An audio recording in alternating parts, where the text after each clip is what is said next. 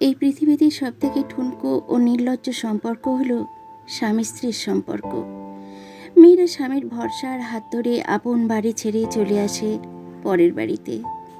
সেখানে এসে পরকে আপন করতে করতে সারাটা জীবন কাটিয়ে দেয় তারা। কিন্তু পর কি আপন হয় আদেও? সারাদিন তাদের সুখ শান্তির জন্য আক্লান্ত পরিশ্রমের পরে মেয়ে যখন একটু বসে, নাম হয় তার সারাদিন তো শুয়ে বসে আরামেই কাটাও, খেটে খেতে তো আর হয় না। মেয়েটি নিরুত্তর, কারণ সে যা কাজ করে এর জন্য তো সে কোনো পারিশ্রমিক পায় না। শুনতে শুনতেই মেয়েটিও একদিন উত্তর দেয়, আমিও তো সারাদিন তোমার সংসারে কাজ করি, বসে তো থাকি না। পরের বাড়িতে মেয়ের কথা খাটবে কেন? কেন শুনবে তারা তার কথা?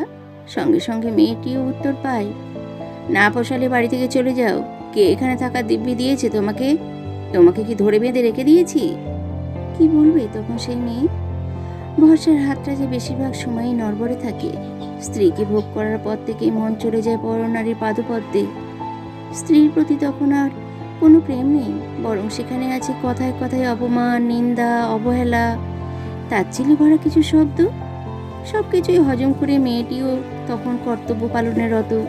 কর্তব্যে বিচ্যুতি ঘটলেই, এত লোক মরে তুমিও তো মরতে পারো, আমিও নতুন করে জীবন শুরু করতে পারি তবে। এমন কথাও মেয়েটি হজম করে, কারণ সে যাবে কোথায়? বাবার বাড়িতে গেলে সেখানেও যেতে না যেতেই একটা মিষ্টি খোঁচা, কিরে কদিনের জন্য ছুটি এবারে? তো জিনিসপত্রগুলো গুছিয়ে রাখবি, আগেরবারে ব্লাউজ ফেলে গেছিলি, এবার যেন কিছু ফেলে না যাস। বাহ, তাই তো, মেয়েটির বিয়ে দিয়ে দিয়েছেন, আবার তার একটা জিনিসও বাবার বাড়িতে তো রাখা উচিত নয়, বরং এটা অপরাধ যেন। তবে মেয়েটি যাবে কোথায়? হয়তো কদিনের অদর্শনে স্বামীর ইচ্ছে হলো, বউকে নিতে এলো। ঠিকমতো রান্নার অভাবে, খাওয়া দাওয়ার অসুবিধে, অফিস যাতায়াতের জামা কাপড়গুলোও তো জমে গেছে অনেক আকাচা। মেয়েটিও ভরসার হাত ধরে পুনরায় স্বামীর ঘরে ফেরে। সেদিনটা হয়তো ভালোই কাটলো।